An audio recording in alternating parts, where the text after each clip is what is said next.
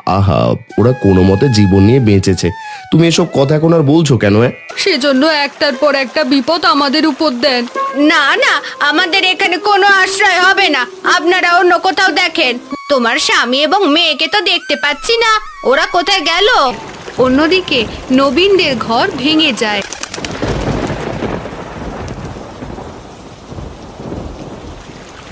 প্রচণ্ড বন্যায় গোপালদের ঘর ভেসে গেছে।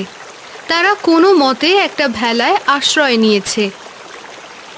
চোখের সামনে এই ঘরটা একদম বন্যার পানিতে ভেসে গেল। আমাদের কপালটাই খারাপ। উপরওয়ালা হয়তো আমাদের পছন্দ করেন না, সেজন্য একটার পর একটা বিপদ আমাদের উপর দেন। এমনিতেই অভাবের মধ্যে দিয়ে যাচ্ছিলাম, তার উপরে এত বড় বিপদ। বাবা, এখন আমরা কি করব? কোথায় থাকবো? তুই কোনো চিন্তা করিস না মা, আমরা তোর কাকার বাড়ির দিকে যাচ্ছি। নবীন কাকার বাড়ির দিকে বাবা? হ্যাঁ, তোর নবীন কাকার ওখানে গিয়ে আশ্রয় নেব।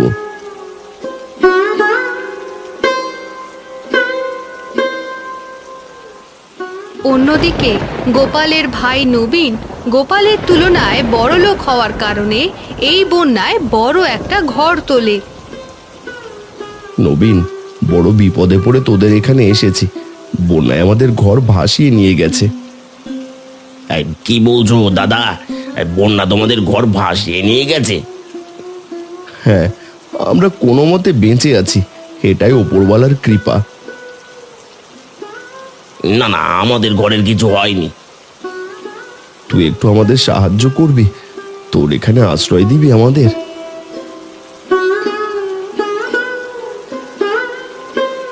না না, আমাদের এখানে কোনো আশ্রয় হবে না।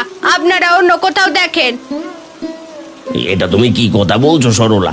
দাদারা এখানে থাকলে কি হবে? আমি বলেছি এখানে থাকতে পারবে না, তার মানে থাকতে পারবে না। তাদেরকে আমরা আশ্রয় দেব না। দাদারা তাহলে এখন কোথায় থাকবে? থাক নবীন, আমরা কোনো না কোনো একটা ব্যবস্থা করে নেব।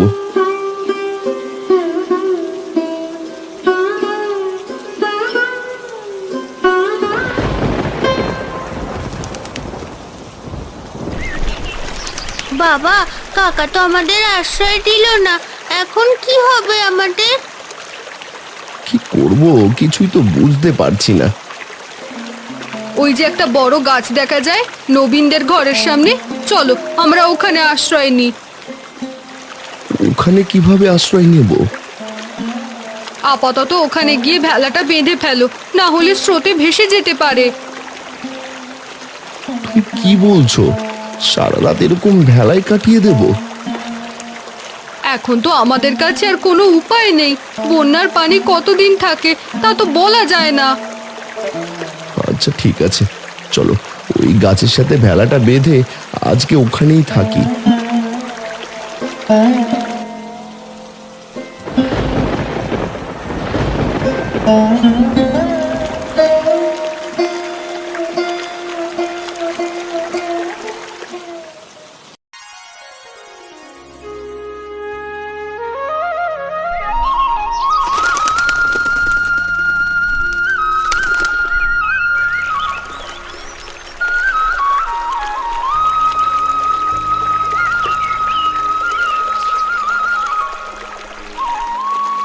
কি গো বড় বৌদি, কোথায় ছিলে তোমরা সারা রাত?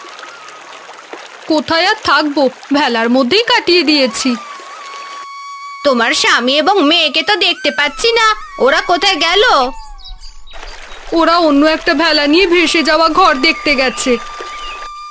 গরিব হলে এই একটা ঝামেলা, ভালোভাবে জীবন কাটানো যায় না। এমনিতে ঘরে আশ্রয় দাওনি, তার উপরে এখন আবার অপমান করছো। তোমরা বাইরে ভালো আছো, এই ঘরে তোমরা থাকতে পারবে না। খাবার কিছু দেবে? মেয়েটাকে কিছু খেতে দিতাম। না না, কোনো খাবার হবে না। এখান থেকে যাও তো, আমার অন্য কাজ আছে।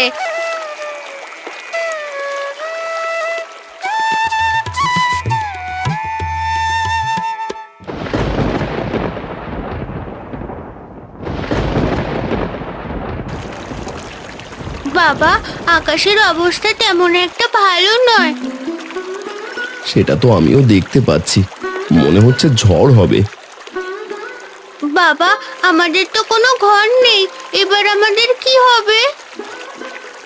আমার কাছে একটা বুদ্ধি আছে।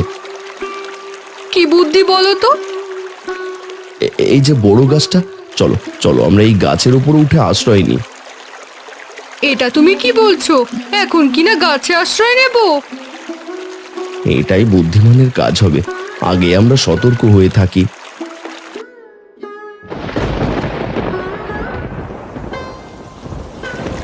গোপাল পরিবারকে নিয়ে গাছে আশ্রয় নেয়। অন্যদিকে নবীনদের ঘর ভেঙে যায়।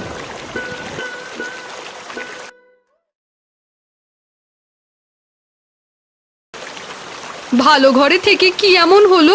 তোমাদের ঘর তো সেই ভেঙে গেল, আমরা ভেলায় ভালো আছি।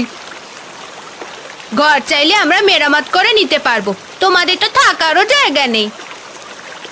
গতকাল রাতে তোমরা তো কষ্ট করলে, আমাদের তো কষ্ট করতে হয়নি। কেন, তোমরা কি করেছিলে? আমরা তো গাছের উপরে আশ্রয় নিয়েছিলাম। যাক, আমাদের এখনো গাছে আশ্রয় নিতে হয় না, ঘরেই আশ্রয় নিতে পারি। আমাদের কাছে ভেলা আছে, চাইলে গ্রামে ঘুরে বেড়াতে পারি। তোমরা তো ঘরবন্দি। তুমি কিন্তু একটু বেশি কথা বলছো। গায়ে দহন হচ্ছে নাকি? পোড়া পোড়া গন্ধ পাচ্ছি।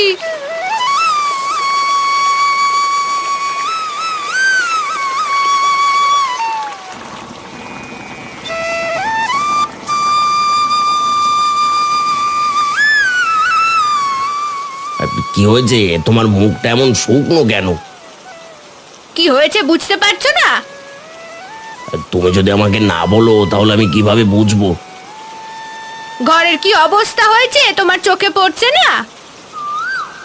তা তো অবশ্যই ঠিক করব, একটু সময় তো লাগবে। শোনো, আর একটা ভেলা বানাবে। আচ্ছা ঠিক আছে, বুঝতে পেরেছি, করে দেব।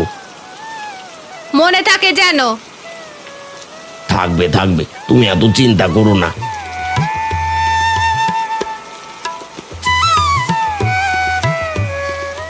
গোপাল যখন কোনো জায়গায় আশ্রয় পাচ্ছিল না, তখন বাধ্য হয়ে বুদ্ধি করে গাছের উপরে একটা মাচা তৈরি করে এবং সেখানে পরিবার নিয়ে থাকতে শুরু করে।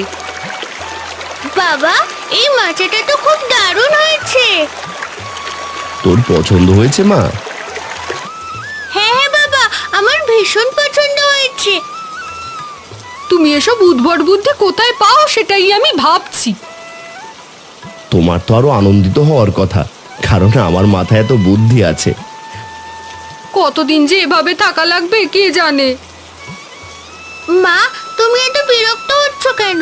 আমাদের তো ভালোই লাগছে, তাই না বলো বাবা? হ্যাঁ, আমার তো ভালোই লাগছে। তাহলে এক কাজ করো, পানি নেমে গেলে তোমরা বাবা মেয়ে এখানেই থেকো, আমি বাড়িতে চলে যাব।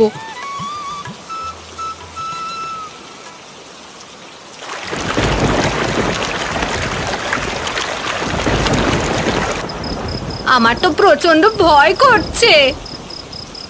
ঘরটা তো মনে হচ্ছে আর টিকবে না। কি করব কিছুই তো বুঝতে পারছি না। তোমার কিছু করতে হবে না, তুমি তোমার ভাইদের কথাই চিন্তা করো। এরকম পরিস্থিতিতে তুমি আমার সাথে ঝগড়া করতে চাও? আমি তো ঝগড়া করতে চাই না, আমি চাই আমার জীবনটা বাঁচুক। তুমি তো বাঁচার কোনো চিন্তাই করছো না। এই ঘরে আর এক মুহূর্ত থাকা ঠিক হবে না। চলো চলো তাড়াতাড়ি বেরিয়ে পড়ি, ঘরটা মনে হচ্ছে মাথায় পড়বে। কোথায় যাবে? হ্যাঁ চলো চলো, ভেলা রাখা আছে, ভেলায় গিয়ে উঠি।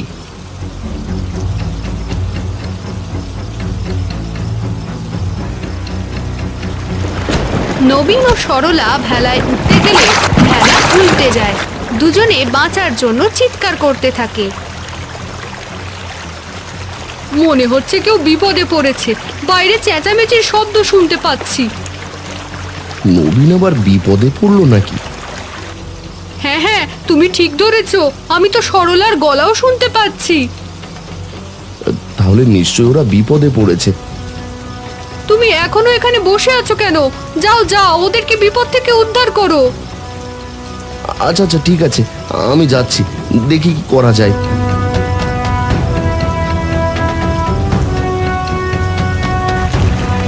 তুমি সাবধানে থেকো।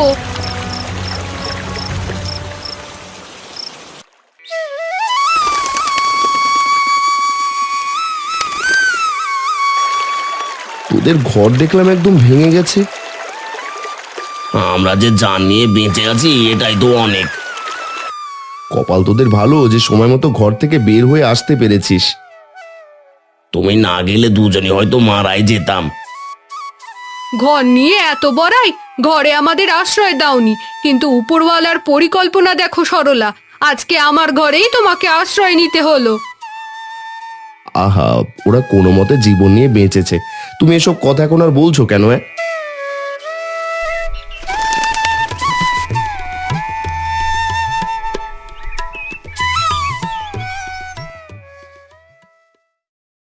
কিছুদিন পর বন্যার পানি নেমে গেছে, সবকিছু স্বাভাবিক হয়ে গেছে।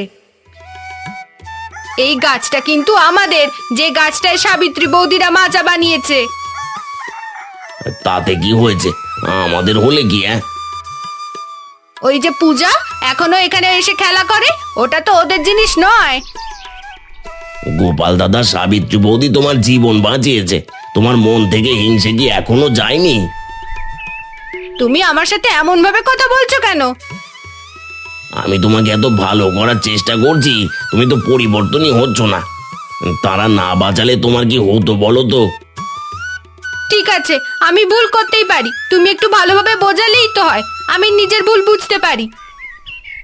এখন বুঝতে পেরেছো তো নিজের ভুল? হ্যাঁ, বুঝতে পেরেছি। এরপর সরলা নিজের ভুল বুঝতে পারে, কখনো আর সাবিত্রীদের সাথে হিংসা করে না, মিলেমিশে একসাথে বসবাস করতে থাকে।